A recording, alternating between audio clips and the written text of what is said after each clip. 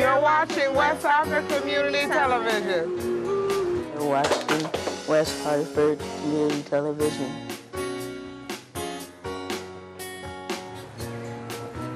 You're watching West Hartford Community Television.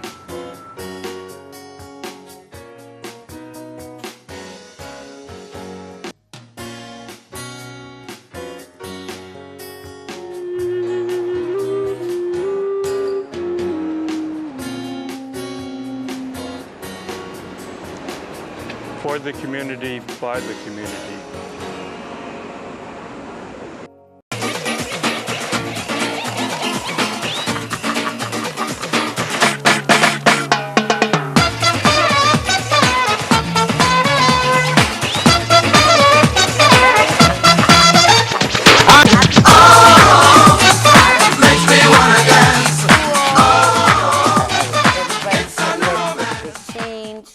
And everything is pumpkin spice lattes. I'm wearing my brown. Now, there's a special accessory I decided to wear today, and it is called Kitten. I decided to get a kitty that would match my colors. And you see, he looks like he looks perfect for pumpkin spice. And, you know, a lot of people like to make sure they have like a matching handbag. Well, the new thing is kitties, and you're welcome.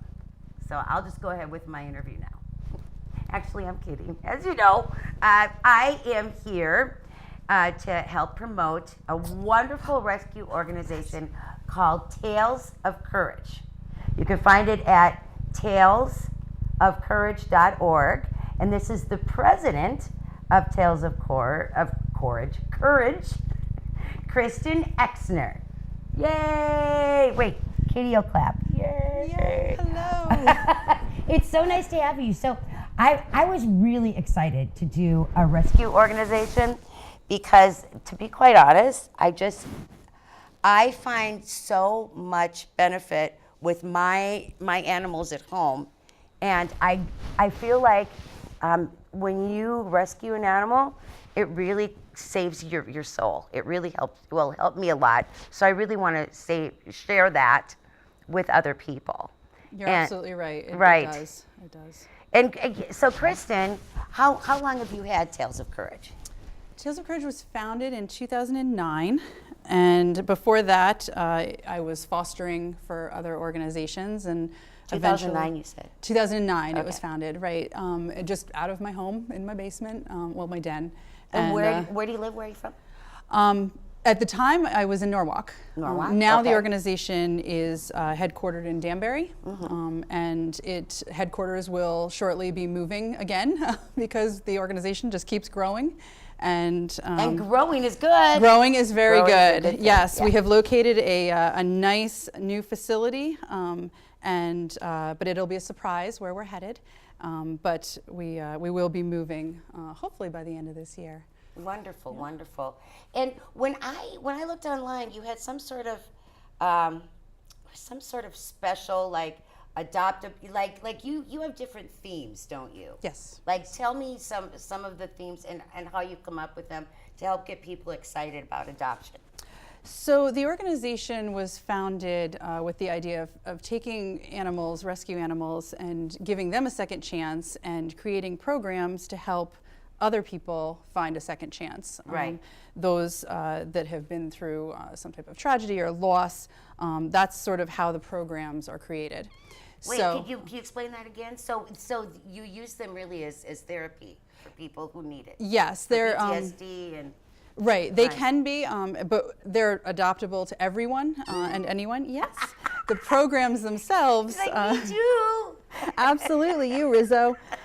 The programs themselves are created when just through different ideas. For example, we have Heroic Paws, which is a program within Tales of Courage, and that is taking adult dogs or cats and making them available for free to a veteran or a service member or a reservist.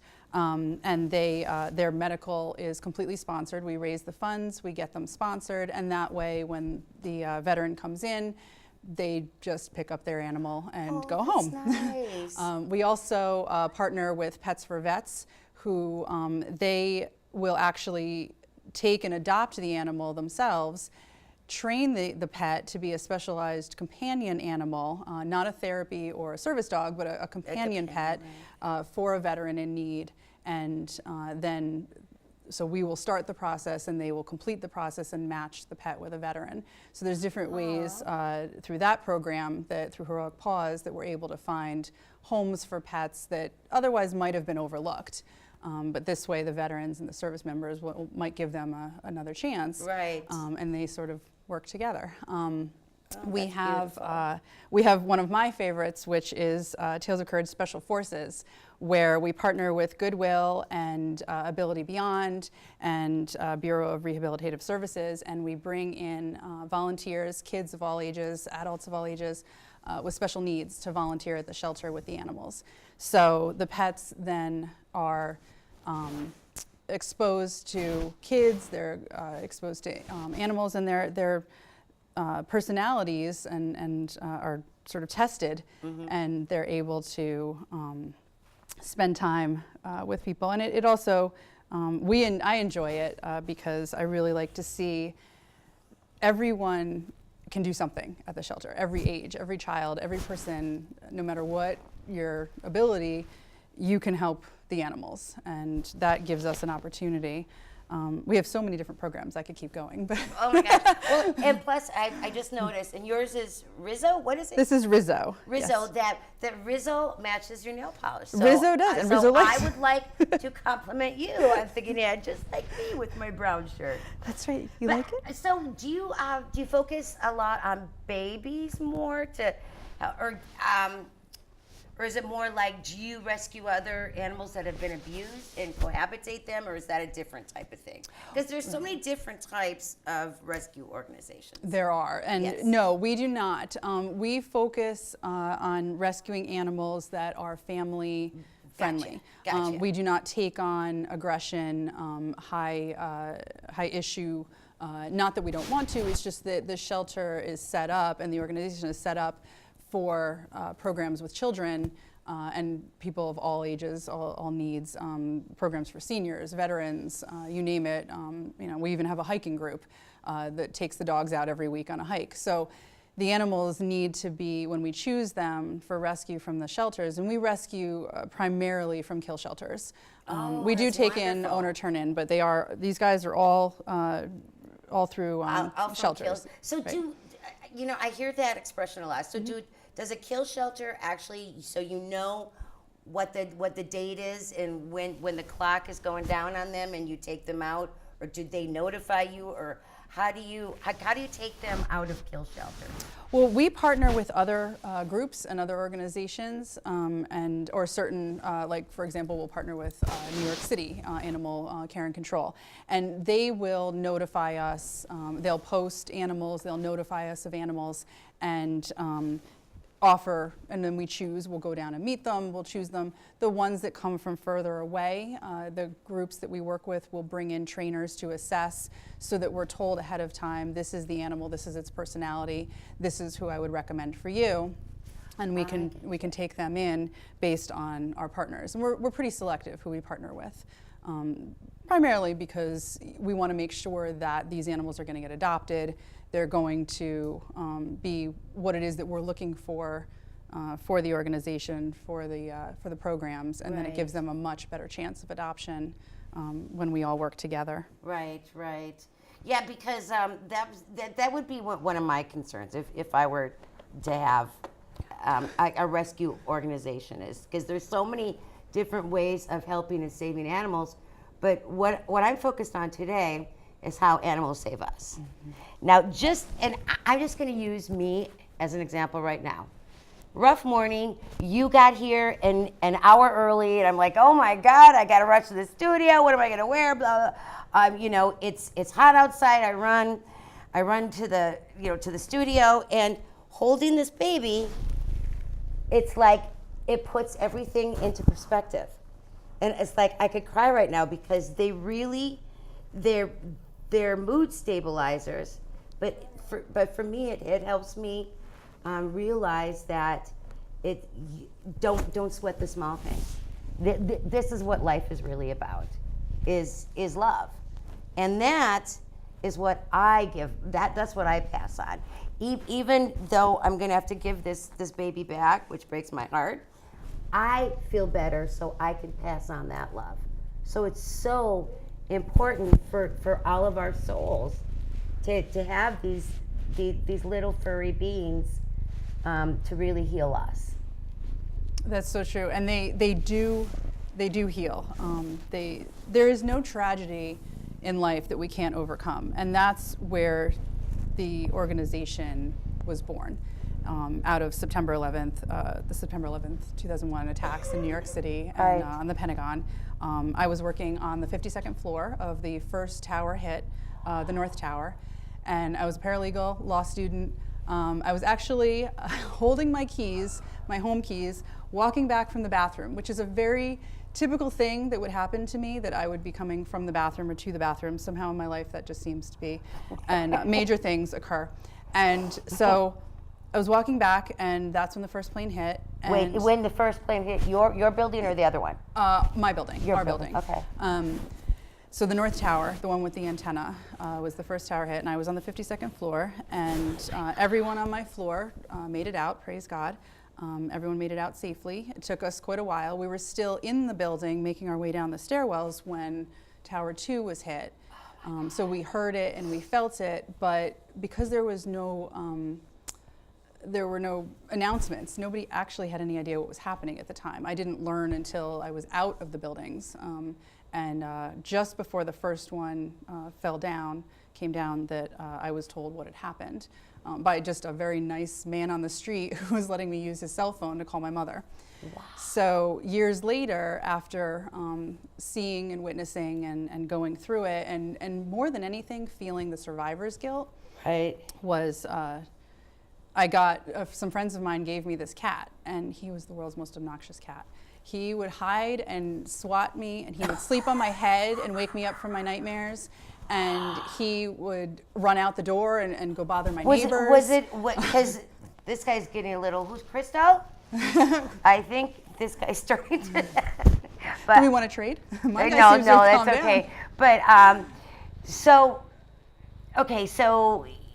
you had this cat that was a wild cat. It was horrible, wonderful, horrible. Right after 9/11. It was shortly after, about a year after, and when I was struggling, and he was just so perfect for me, that he got me out of my funk and helped. He was just one more element, but he was a very important element. He got you, right. And he was rescued from a kill shelter, and a group got together and gave him to me, and he actually came from Virginia, down in the DC area, and wonderful cat to the end, and just really, and he didn't care that I was upset. He didn't want to hear it. But feed me, play with me. Do you think he was in tune to your emotional? I like to believe he was. Yeah, Yeah. I mean, they really are gifts from God. Right. Okay, Absolutely. so on that note, puppies are coming next. Puppies. Oh, gee.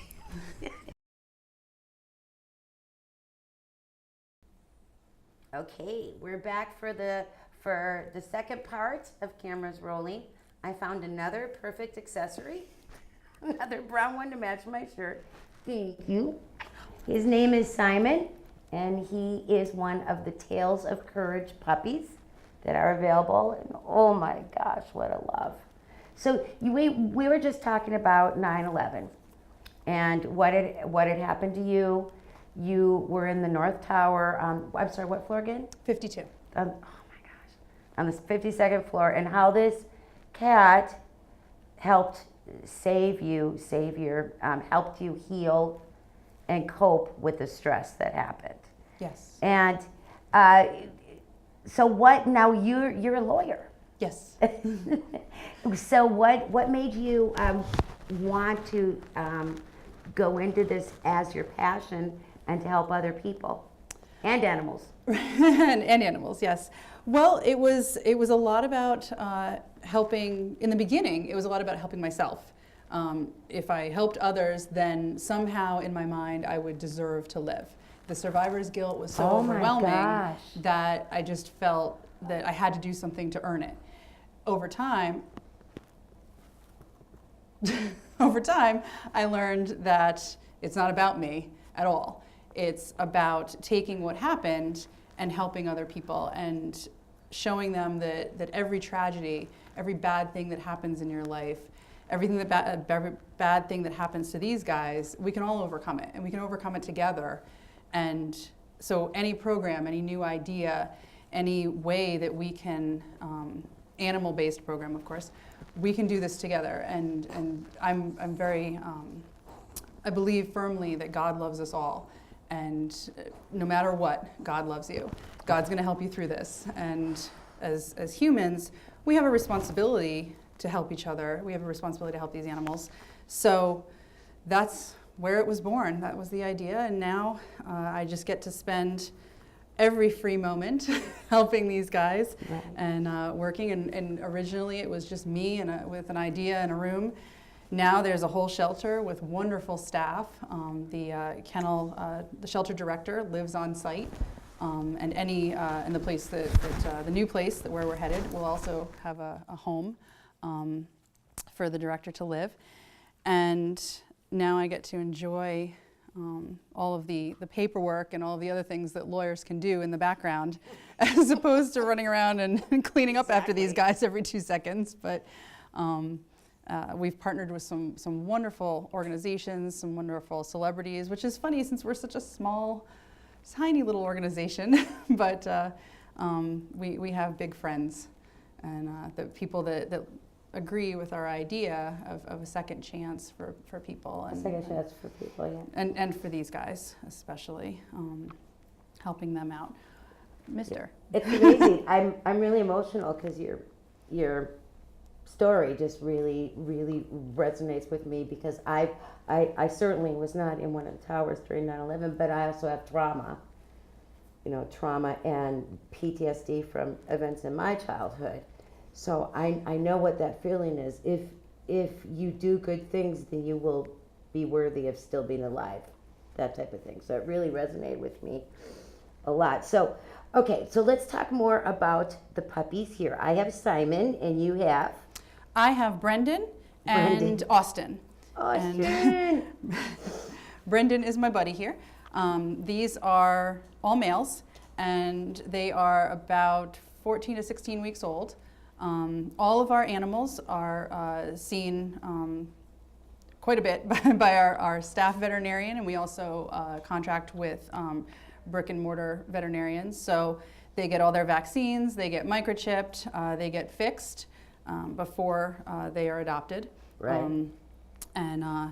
They also, because our shelter director is also a trainer, certified dog trainer, they get a little bit of training. They get crate trained before they go home. Oh, and, nice. If we're lucky, we'll get a little house training in, but that's usually reserved for the adults. These guys take a little bit longer to pick up on it. Right. Through our Hike with the Pack group, the volunteers take the shelter dogs, clear the shelter every Sunday, take everybody for a hike so that puppies like this can learn how to walk on a leash, how to behave on a leash. We do work on that for the adopters. Which is such a service. It takes so much patience. A lot of people, that can be one of my pet peeves, the ones who think it's so easy to adopt puppies, but they're not really prepared for how much responsibility and patience is needed. They are a lot of work, yes. My friend here is clearly chewing, and he's teething, which is not something we want to tell him is okay to do.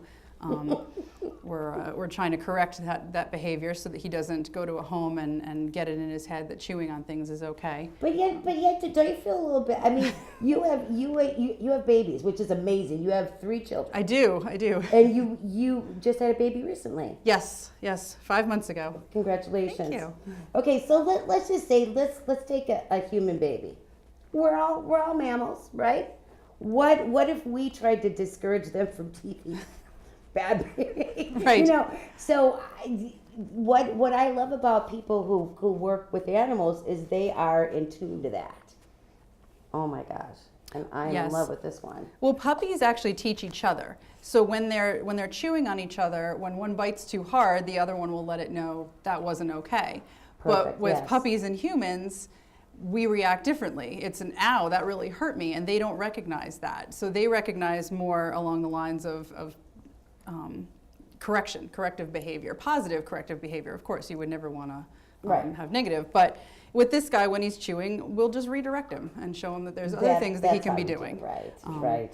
I'm not a dog trainer, but I have been around enough puppies, and of course we have many adult dogs available for adoption too, but to learn the different tricks to help these guys along. And again, to go to your website is, give your website address. It is tailsofcourage.org, which is TAILS, so like an animal tail. Look at you guys. And they are very socialized with one another. They play in large play groups, small and large play groups, so that they can learn social behavior. And that's not very nice, sir. Sir. Thank you. Could you give me just a couple other stories of some of your wonderful stories that you've acquired since starting this, of lives you've seen changed? And Oh, yes. Well, we have one board member who, when she and I first met, she was adopting from us, and she was going through a divorce. She has 3 children. She was going through divorce. And later on in life, she ended up getting cancer. And she's in remission. She's a fighter. And that was going through, she helped sort of build the organization because it was in the early days of creating the different programs and the adoptions and things. So she and her children would come and volunteer for years. They would foster. And eventually, this powerhouse of a woman, she founded her own charity. And she has been on she's ESPN, she's been with the NFL, she's toured the world, teaching people about concussions in children. And so she founded Pink Concussions. So watching, and it was very beneficial when I later went through my divorce to go back to her and say, how do you survive this? And she says, are you kidding? You know how to survive this. We've done this. And I was able to overcome that, get remarried, and have 2 more kids. So wonderful, yes. For one of the people that I hold very near and dear to my heart came to us actually through our federal program, the Tales of Justice program. And now you might get me crying because this is probably my favorite story of all time. We partnered with the federal prison in Danbury, FCI Danbury, and some of the inmates there, the female inmates at the camp, were fostering dogs actually at the prison and keeping them there. And over time, we got permission for some of them to come to the shelter several times a week to volunteer and train and learn different skills and things to help them. My two favorites that are near and dear to my heart on so many different levels. One, she was in prison for about 10 years. And, Prison for 10 years. For about 10 years. And she would come and work every day. And while she was there, she actually participated, while she was incarcerated, she participated in Puppies Behind Bars and obtained a certification as a dog trainer. And she trained specialized dogs that ended up actually, I think one is security for the Staten Island Ferry. I think another is at Yankee Stadium. I think some went to the CIA even. I mean, she's a great trainer. She is. And when she got out, when she was released went back home, she was afraid of when am I going to be able to find a job? Who's going to want me? So we wrote her a letter and we supported her every step of the way. And now she's working at Petco as a trainer. And the other one, who had been in for a few years, we bonded and became like family. So I hired her. And it's been, it's been transformative for all of you. Talk about your second chances. Oh I mean, my this goodness. is somebody that is family to me now. And I don't know what we would do without, but is somebody with a gift to train the animals and take care of the animals on a level that I don't have a gift for. I can do paperwork. I can do this, but And you can love the animals. You can absolutely, be patient with the right. animals. But now there's somebody who can really help out, and people like that just seem to find us, and we all work together, and each one has a gift, and the good Lord has given us all gifts, and my job is really to support them and help them. The staff that come in, when we get a new staff member in, we ask them, what is it that you want? What is it you're looking for? We know you don't want to stay here cleaning up puppies forever. What do you want? And then the goal is help them on that journey to find. And we've had ones go on to great things, and it's fun to watch them come in, learn, and experience it with the animals, and then move forward and find their strength. Well, it's funny, just from my own experience, there are so many times we're all human. We go through the day, and we have, the ups and downs. And as me being, the producer and host of Cameras Rolling, I get nervous. I think, oh gosh, I hope everything goes well. Just from right now, so you put Simon in my lap. Simon was quivering and scared to pieces. So as soon as I pet him, and now we're completely gelled, I'm more confident and calm and feel like I can do this. So this is what you're talking about, how these beautiful souls transform our lives, and they really are a gift.